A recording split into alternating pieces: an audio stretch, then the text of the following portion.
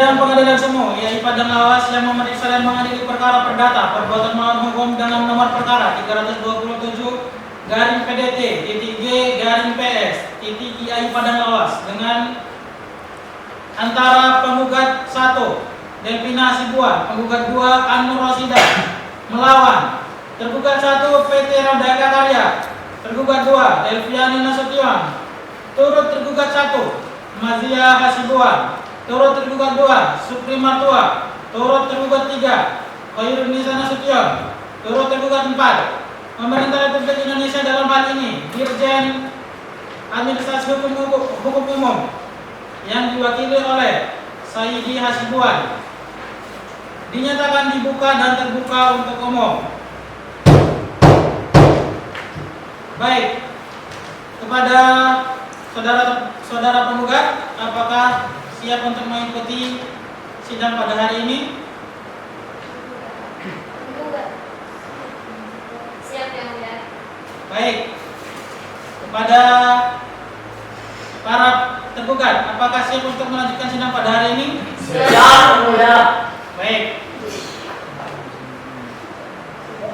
Baik, agenda kita pada hari ini adalah pembacaan kesimpulan dari pihak penggugat dan tergugat. Kepada kuasa hukum penggugat, apakah sudah siap dengan kesimpulannya? Sudah yang mulia. Baik, silakan untuk disampaikan. Baik, terima kasih yang mulia. Kepada yang terhormat Majelis Hakim Pengadilan Negeri Semu Institut Agama Islam Padang Lawas, para penggugat melalui kuasa hukumnya setelah membaca dan menanggapi seluruh proses persidangan dengan ingin menyampaikan kesimpulan sebagai berikut. Bahwa almarhum Sukanta Tan Jaja adalah pendiri PT Roda Eka Karya dan telah meninggalkan hibah wasiat yang memberikan hak masing-masing 12,5% kepada para penggugat sebagai ahli waris, sehingga para penggugat memiliki kepentingan hukum langsung terhadap perseroan. Yang kedua, bahwa tanpa sepengetahuan para penggugat, tergugat 1 melalui direktur utamanya Ucok Regan, warga negara asing, telah menjalankan fungsi direksi tanpa izin kerja yang sah. Selanjutnya, tanggapan atas eksepsi tergugat. Yang pertama, penggugat menegaskan bahwa objek gugatan adalah perbuatan melawan hukum oleh subjek hukum privat, yaitu perseroan atau tergugat 1, notaris atau tergugat 2, ahli waris lainnya atau tergugat 1 sampai 3. Yang kedua, bahwa tindakan Dirjen AHU hanyalah konsekuensi administratif dari tindakan para tergugat, bukan objek utama gugatan. Yang ketiga, bahwa pengadilan negeri berwenang mengadili perkara PMH berdasarkan pasal 118 HIR.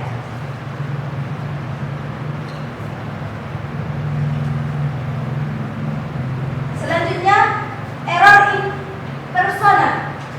Yang pertama, seluruh pihak yang terlibat langsung telah ditarik dalam perkara. Yang kedua, direktur utama bertindak mewakili perseroan sehingga tidak perlu digugat pribadi. Dan yang ketiga, notaris tepat digugat karena membuat akta yang dipersoalkan. Selanjutnya yaitu kurang pihak. Tidak ada kewajiban untuk menarik Kementerian Ketenagakerjaan karena gugatan hanya menjanjikan izin WNA sebagai bagian dari bukti PMH. Yang kedua, seluruh ahli waris yang relevan telah ditarik. Selanjutnya, obscure legal. Gugatan penggugat telah disusun jelas, lengkap dan sistematis. Kerugian baik material maupun imaterial telah diuraikan secara konkret. Hubungan sebab akibat telah dijabarkan sesuai kaidah pasal 8 RP. Selanjutnya, tanggapan ahli atas pokok perkara. Yang pertama, para tergugat tidak pernah menunjukkan bukti izin kerja direktur WNA yang sah. Yang kedua, tergugat 2 tidak menjalankan fungsi kehati-hatian secara patut dalam pembuatan akta. Dan yang ketiga yaitu direktur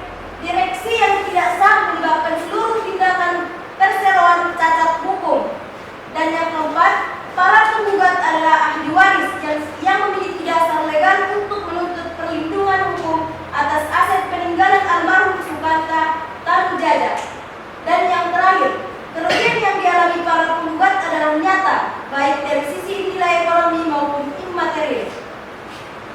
Dengan demikian, dari dalil tergugat tidak dapat membantah atau meniadakan pokok perkara.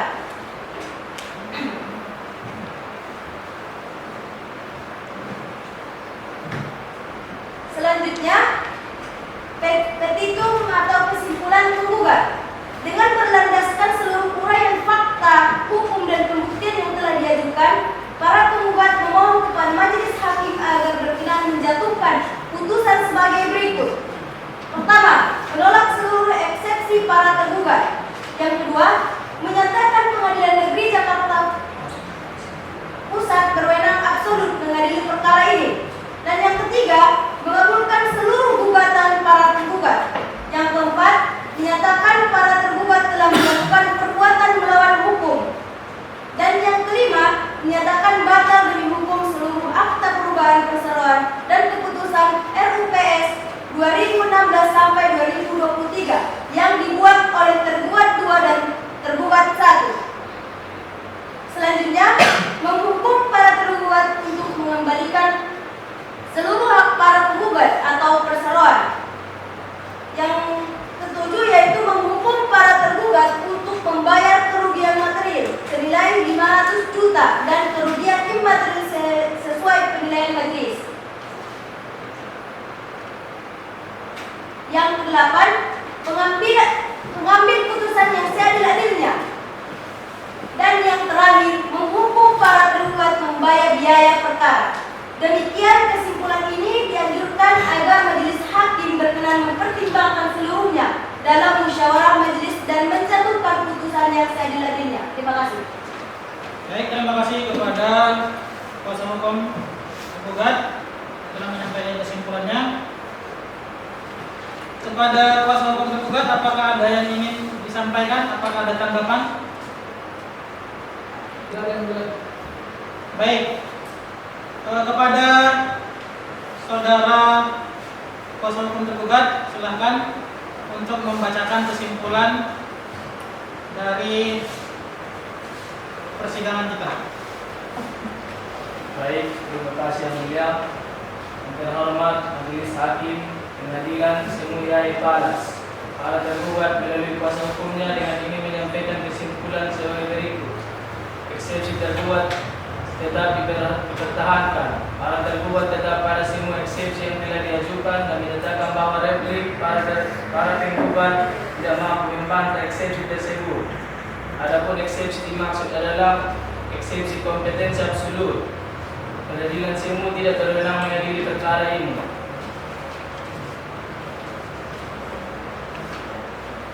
Bahwa pertama, bahwa pokok perkara menyangkut legalitas izin tenaga kerja asing, legalitas keputusan administrasi Dirjen AHU, permohonan pembatalan tindakan administrasi negara. Semuanya merupakan ranah administrasi pemerintah, bukan ranah perdata. Bahwa tindakan Dirjen AHU dalam mengesahkan akta adalah keputusan tata usaha negara, sehingga jika ingin digugat harus diajukan melalui PT UN. Bahwa pengadilan Semulia Palas tidak memiliki wewenang absolut untuk mengadili tindakan administrasi pemerintah. Kedua, eksepsi error in person. Selanjutnya, penggugat salah menarik pihak antara lain menuduh direktur utama atau cukregar tanpa izin, tetapi tidak menerima sebagai pihak pribadi, menjadikan notaris sebagai tergugat padahal notaris hanya mencatat pernyataan penghadap dan tidak dapat diminta pertanggungjawabannya atas substansi yang diberikan terhadap gugatan, catat subjek hukum dan harus nyatakan tidak diterima. Kedua, eksepsi obscur liber. Pertama, gugatan tidak jelas membedakan antara sengketa waris, sengketa perseroan, tuduhan administratif, tuduhan tidak memiliki IMTA, PMA notaris. Kedua, kerugian 500 miliar tidak pernah dijelaskan keuntungannya dan hanya klaim tanpa dasar. Selanjutnya, pokok perkara para tergugat tetap pada jawaban dan publik. Walaupun eksepsi sudah cukup untuk menggugurkan perkara, para tergugat tetap memberikan kesimpulan atas pokok perkara sebagai berikut. terutama memiliki dokumen perizinan yang sah. Dan penggugat tidak pernah menunjukkan bukti bahwa Transili tidak memiliki izin, dokumen ketenagakerjaan dan izin keimigrasian direktur utama lengkap dan sah. Seluruh akta notaris sah dan tidak cacat. Dunia notaris telah menjalankan kewenangan sesuai Undang-Undang Jabatan Notaris. Notaris tidak berkewajiban menilai sengketa keluarga, status ahli waris, dan masalah administratif yang ada. Ketiga, para penggugat tidak memiliki legal standing, yaitu iba wasiat bukan bukti pemilihan saham yang efektif dalam perseroan. Keempat, tidak ada kerugian nyata yang dialami para penggugat. Tidak ada bukti kerugian material atau imaterial, apalagi sebesar 500 miliar. Angka kerugian hanya klaim tanpa dasar perhitungan. Penggugat tidak dapat menunjukkan bahwa ada harta waris yang hilang atau berkurang karena tindakan para penggugat. Kesimpulan akhir, berdasarkan seluruh eksepsi, tanggapan, pokok perkara, dan fakta umum hukum, para tergugat menyimpulkan bahwa gugatan para penggugat cacat formil, cacat subjek hukum, kabur, dan dia juga secara pengadilan yang tidak berwenang. Tidak terdapat satupun unsur perbuatan melawan hukum yang dibuktikan. Penggugat tidak memiliki kedudukan hukum atau legal standing.